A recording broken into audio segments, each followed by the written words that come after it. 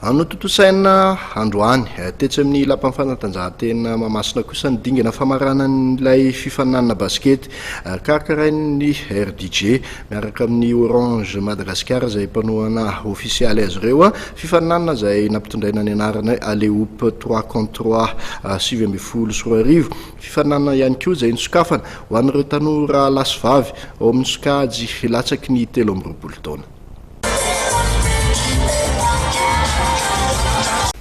Ny ekipa ny Sebam nahitana ny Sarbidy Saoly Sambatra ary vola no vosotra tompon-daka sokajy vehivavy tamin'ilay fifananana basket lalovin'olona 3 karakarain'ny RDG ary notohanan'ny Orange Madagascar nampitondraina ny anarana Aleoup 3 contre 3 2019 izay natokana ho an'ny sokajy latsaky ny 13 taona.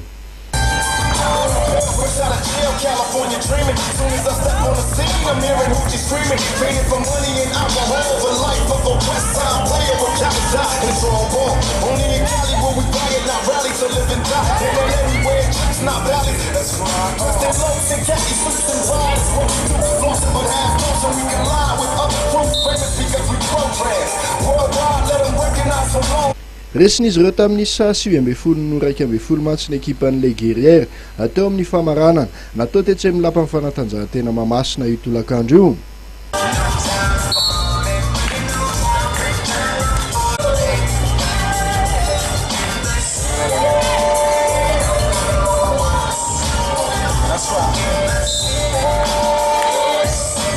Nitana ny larana fahatelo kosa ny ekipan'ny Team Black rehefa nandresy ny ekipan'ny Normal tamin'ny 7-17 teo amin'ny fiaditoerana. Lasan'ny Sebam araka izany ny efa tetsy ariary avy amin'ny mpikarakara sy ny tolotra maro avy amin'ny mpanohana. Ho an'ny sokajy lehilahy U23 indray dia ny ekipan'ny Jangolola nahitana Andribila Afaralahy Moïse ary Asanina no vosotra tompon-daka rehefa nandresy ny ekipan'ny GNBC nisy Andriely sy Ahmed ary Mario tamin'ny 13 teo amin'ny famaranana natao io ariva io.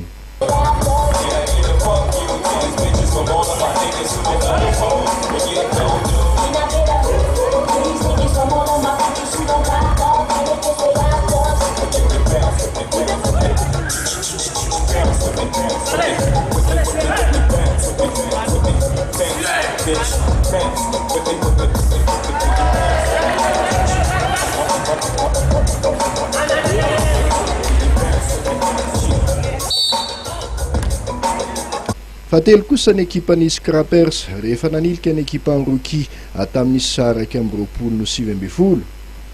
Norombahan'ny ekipan'ny Jangolola araka izany ny lela vola ray tapitrisa ariary izay nampanantenain'ny RDG tamin'ity Aleoup 3 contre 3 2019 ity.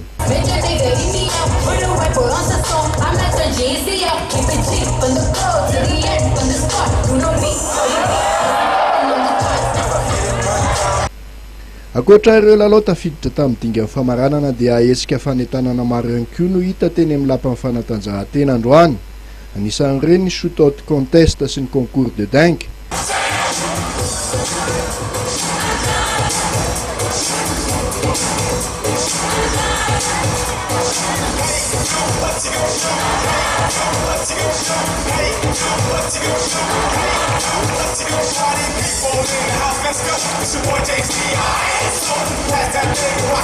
Tsy adino toy ny mahazatra ny fanentanana ara-javakanto isan-karazany fahita amin'ny basket 3 contre 3.